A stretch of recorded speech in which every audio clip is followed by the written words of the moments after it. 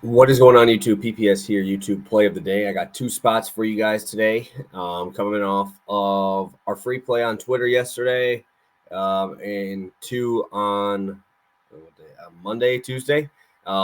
Just kind of all over the place with the days here, just with past the prop coming in, Super Bowl week, stuff like that. So let's quick recap those, and we'll get you on your way, get you moving into some winners here. So Central Michigan team total under 59.5. Easy cash. I think they scored like 48. Shout out to the Zips, baby. That's 2-0 on the Zips. I think they're the only two unders I've taken in the last month and a half. And shout out to them and that defense locking up. They didn't score a point for 8 minutes to start the game. So shout out Akron. Shout out to the Zips to keep doing it for us. New Mexico over 155.5. Cash it. New Mexico goes absolutely crazy. 90 points. I'm telling you, that team is an absolute wagon right now. And they're even better at home. They still found a way to score here. Wyoming did exactly what we said. Second time playing the guys. Sucked in the first matchup, but at home they're a completely different beast. And I think we're gonna actually we're gonna keep kind of trying to roll with that trend there with those three. And the loss on Arkansas Pine Bluff. I don't know if I got to that one because I know we went fast. That moves us 3-1 over our last four. 44-28, 11.3. Let's move it. I'm going to two pretty high overs today, guys. Two games that I do like today. Let's start off here. We're going to go VMI Chattanooga over 158.5, minus 115. Today, let me just change that there. So DraftKings has us at 159, but this is fantastic. I love this spot. We talk about VMI being an absolute wagon for overs because this team cannot play one lick of defense. They're the third fastest team in the country, guys. They play the third fastest pace, and they are one of the worst defenses in America, 300 out of 362 teams. They're 355th in terms of adjusted offense. I understand that's not a team you want to play a full game over with. I don't mind the Chattanooga team total side, but what I do like is, again, they're at home, and they're significantly better at home. You want to go to VMI at home versus on the road this year. They're almost averaging 70 points per game at home versus 67.5 on the road.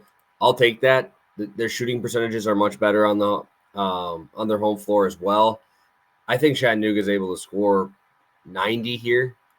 I also think that VMI can find a way to keep this close for at least a little while. Chattanooga coming off of an absolute just beat down at the hands of Samford, 22 points at home. It's a really tough one to swallow there. But before that, man, they won 5 straight games, put up 81 on East Tennessee, 79 on Wofford, who plays so 90 and 91 on Western Carolina in the Citadel, who don't play particularly that fast. They put up 109 on this VMI team in their first matchup. And also, remember this. You guys remember when I had VMI as a wagon team, a team that I really liked to play because they were good. And they had Stevens. They also had that freshman I talked about. His name was Honor Huff. And guess where he is now? He's heading back to VMI.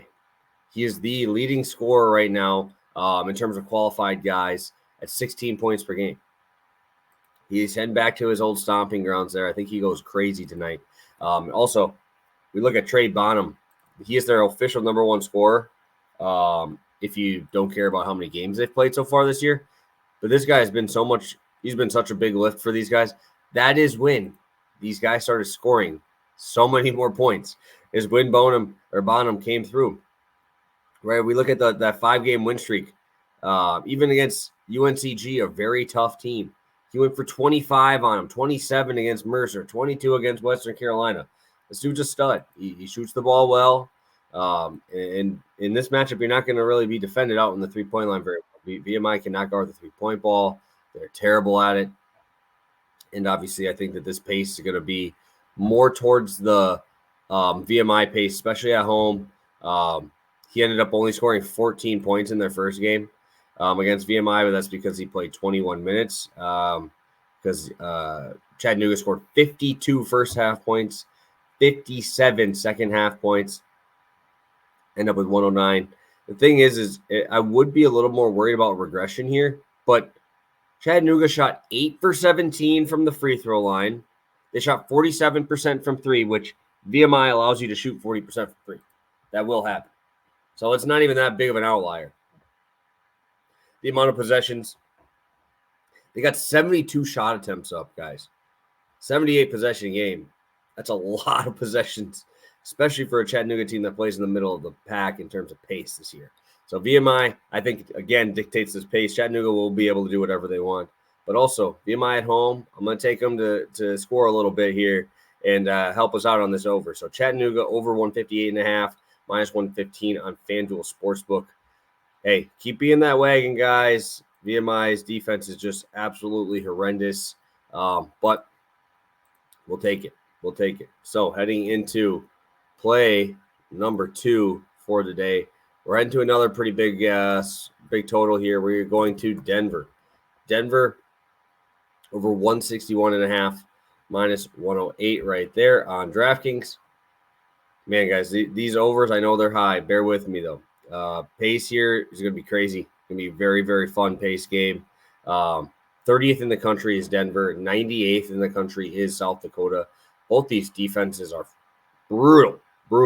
Denver's 346 out of 362. You want to go to South Dakota? This is bad, guys. They are 337 of 362, right? But they're, like I said, play decent pace. So we have a game in their first matchup that was 162 going into overtime. In that first matchup, Tommy Bruner went for almost 50.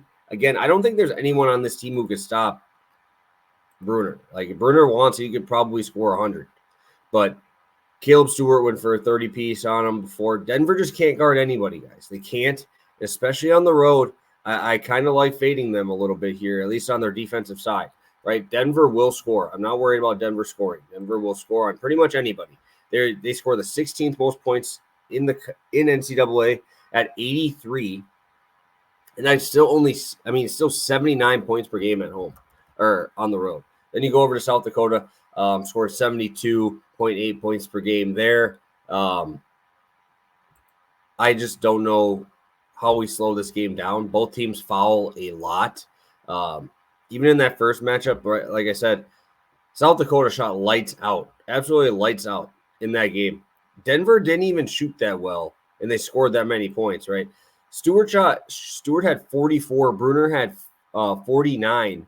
You look at this spot here for these guys, and they got up 48 free throw attempts. Both teams shot well there.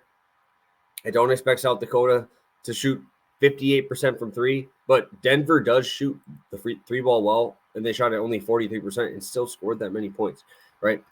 One last thing I want to talk about is just how many points these defenses give up, because this is awful. Denver, 7th most points per game allowed. 83. South Dakota is 81. That if they give up just their averages, we're over this number, and they're not playing teams with this type of pace there. I understand if you want to go and say that both teams are not great in terms of talent-wise. I would say that they're pretty, outside of probably Bruner and Stewart, pretty even, right? I mean, a lot of these guys are mid-level talent here in the conference, but I just don't see either defense being able to slow either one down. Denver, I know, is significantly better at home. They're averaging 93 points per game at home. But when you go for almost 50 in a college game, right, I understand it was overtime. You're going out there trying to do it again, because I don't think there's anyone here who can stop them at all. What I do like as well, if you want to go into other dudes on this team, obviously Bruner's that guy, 25 a game. But Tayaku Tayomo, I think is how you say it. He's a very good player too, 50% from the field, 76% from the line. Shoots the three ball well. He's a big dude. 8 rebounds per game. He dropped 22 on these guys as well in that first matchup. 6'9" guy from Finland. I think he'll be able to have a day as well. So both games, terrible defenses, fast pace, and obviously both of them went over in their first matchup. One was overtime. One was just an absolute thrashing. So I think we're going to see the other teams wanting to come out a little bit better. I think South Dakota Gets a little bit of a lead here first. Obviously, Denver's the 3-point favorite. And I think that they start chipping away. Denver are going to go off. I think this could be 85s a piece in this game, right? And then it just comes down to the end, right? It's a 3-point spread. I like Denver. They shoot free throws well. I like all these teams for shooting free throws well. And then we go to VMI, who just can't stop anybody. Very young team. Honor Huff redemption game in college, right? I think we played there 1 year, so it really can't be that bad. But VMI over 158.5. South Dakota over 161 minus 108. So thank you guys for sticking with us, hitting that like button. Looking forward to adding on to this one as well. So see you tomorrow. Pass the prop, and also I'll probably have another YouTube play of the day. So hit that like button on your way out. Hit that subscribe, and we'll see you tomorrow for another round of YouTube play of the day.